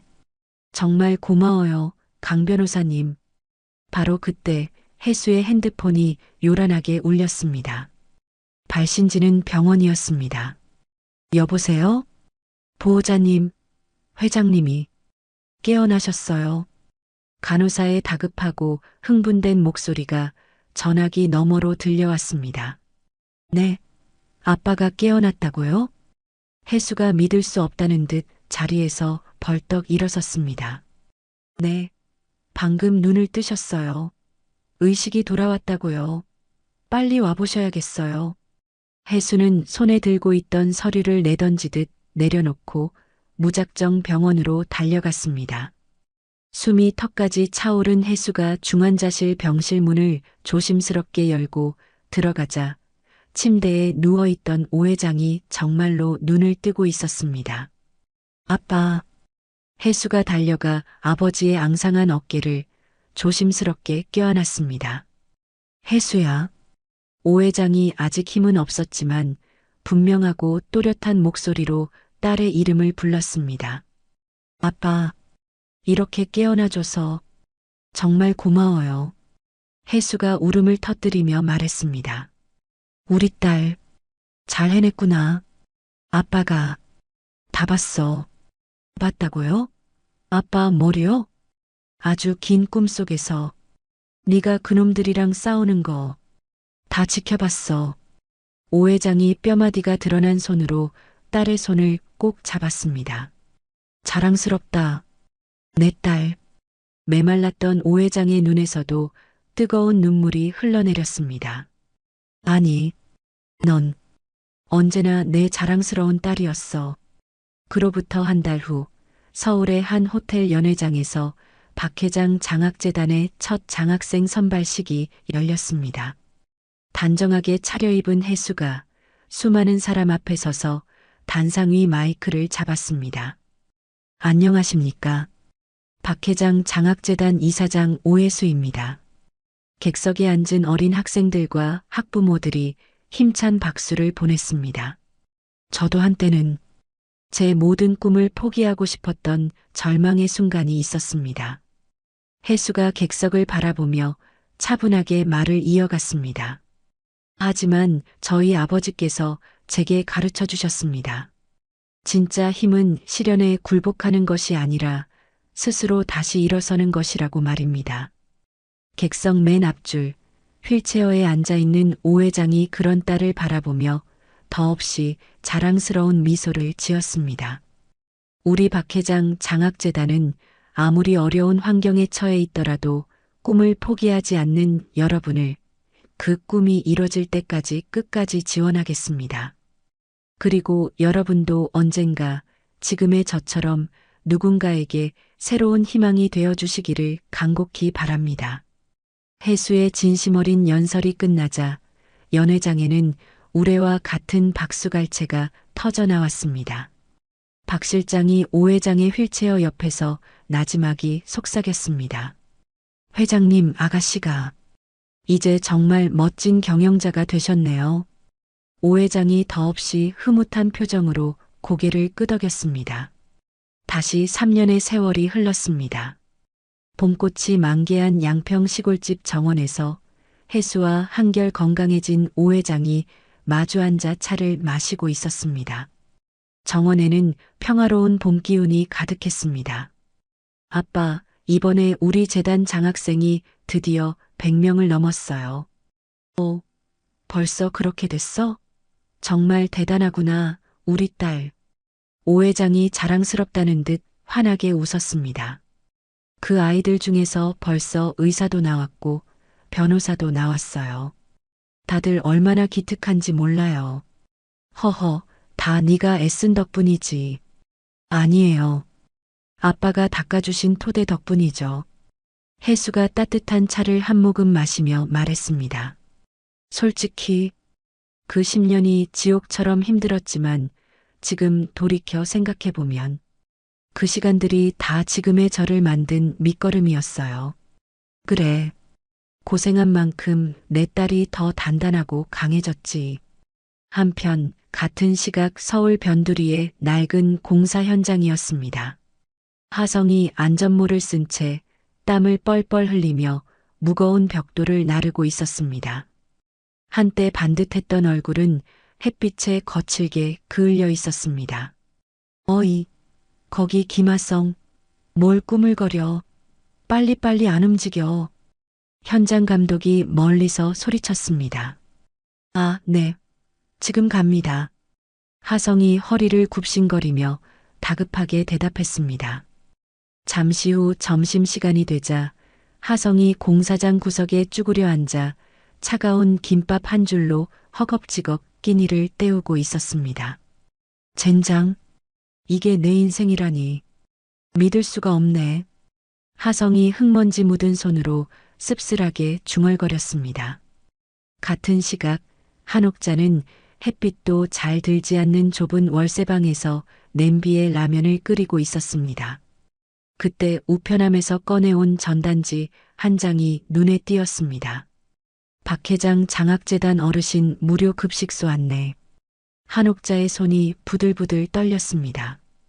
해수개가 이런 일을 하고 다닌다고? 한옥자가 전단지를 악다구니 쓰듯 구겨 쥐었다가 이내 다시 천천히 펼쳤습니다. 내가 그때 그 애한테 조금만 잘해줬더라면. 뒤늦은 후회의 눈물이 주름진 뺨을 타고 흘러내렸습니다. 다시 평화로운 양평의 정원, 해수의 핸드폰이 울렸습니다. 네, 오해수입니다. 아, 이사장님. 내일 봉사활동 준비는 모두 마쳤습니다. 네, 수고 많으셨어요. 내일 아침에 뵙겠습니다. 해수가 밝은 목소리로 전화를 끊고 일어섰습니다. 아빠, 저 이제 가볼게요. 내일 아침 일찍 봉사활동이 있어서요. 그래, 고생이 많다. 조심해서 가거라. 아, 그리고 아빠. 저 다음 주에 어떤 분이랑 저녁 같이 먹기로 했어요. 혜수가 오랜만에 소녀처럼 수줍게 웃었습니다. 허허, 그래. 좋은 사람이더냐? 네. 우리 재단에서 묵묵히 자원봉사하는 의사 선생님인데 참 따뜻하고 좋은 분 같아요. 그래, 잘 생각했다. 우리 딸, 이제 정말 행복할 때가 됐지. 오 회장이 따뜻하게 딸의 손을 잡아주었습니다. 서울로 돌아온 혜수는 늦은 시간 재단 사무실에 잠시 들렀습니다. 넓은 사무실 통유리창 너머로 서울의 야경이 한눈에 들어왔습니다. 혜수가 창가에 서서 반짝이는 도시를 가만히 내려다보았습니다. 10년 전의 나, 그때의 나에게 꼭 해주고 싶은 말이 있어. 혜수가 조용히 독백했습니다. 절대 포기하지 마. 어떻게든 견뎌내. 넌 분명히 할 수 있어. 도시의 불빛이 마치 황금빛 보석처럼 빛나고 있었습니다. 그래, 그때는 비록 약하고 어리석었지만 그 시간이 있었기에 지금의 내가 있는 거야. 혜수가 창문에 비친 자신의 모습을 바라보았습니다. 그곳에는 10년 전의 나약한 모습이 아닌 당당하고 자신감 넘치는 한 여성이 서 있었습니다. 고마워, 과거의 나. 정말 잘 견뎌줘서. 혜수가 자신을 향해 환한 미소를 지으며 사무실을 나섰습니다. 혜수의 앞에는 이제 상처가 아닌 새로운 희망으로 가득 찬 하루가 기다리고 있었습니다. 10년이라는 긴 시간 동안 자신의 정체를 숨기고 살았던 혜수의 이야기가 끝났습니다. 누군가는 혜수가 처음부터 모든 것을 밝히고 당당하게 살았어야 한다고 말할지도 모릅니다. 하지만 때로는 참고 견디는 시간이 우리를 더 단단하게 만들어주기도 합니다. 혜수가 10년의 인고 끝에 얻은 것은 단순한 재산이나 지위가 아니었습니다. 스스로 일어설 수 있는 진정한 힘과 아픔을 딛고 다른 이들을 도울 수 있는 따뜻한 마음이었죠. 우리 모두의 인생에도 혜수처럼 부당한 대우를 받거나 자존심이 상하는 순간들이 있을 겁니다. 그럴 때 이 이야기가 작은 위로와 용기가 되길 바랍니다. 넘어져도 다시 일어설 수 있다는 것, 그리고 언젠가는 자신의 진정한 가치를 인정받을 날이 온다는 것을 기억하세요. 혜수의 아버지 오 회장이 말했듯이 진짜 힘은 스스로 일어서는 데서 나옵니다. 여러분도 각자의 자리에서 당당히 일어서시길 응원합니다. 이야기를 끝까지 들어주신 분이 계시다면 잘 들었다고 댓글 하나만 남겨주세요. 감사합니다.